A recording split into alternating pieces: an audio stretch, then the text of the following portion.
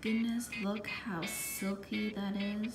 Today, I want to show you one of my favorite winter dessert recipes. It's a very, very simple ginger milk custard, and all it requires is ginger root, some milk, and it's optional for you if you want to add some sugar for some extra hit of sweetness. To make this recipe, you need two important tools.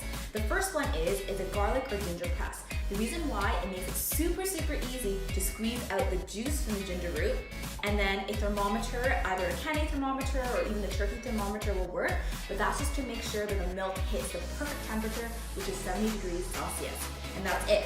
At the end, you'll get a beautiful silky custard. First step is to heat the milk. For every 1 tablespoon of ginger juice, you'll need about half a cup or 4 ounces of milk. If you want a little bit of sweetness, add the sugar now.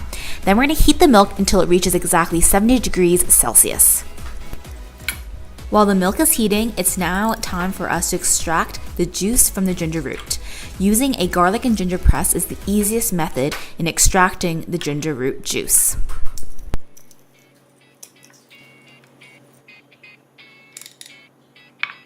In Chinese, we call this dessert 跟撞来, which literally means ginger hits milk.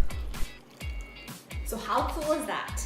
The ginger root actually has what we call proteases, which breaks down the protein in the milk, which allows it to curdle it into a water-insoluble form. And that's how you get the silky custard.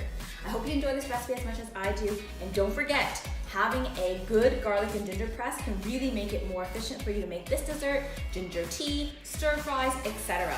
Thanks for watching, and until next time, relish every bite.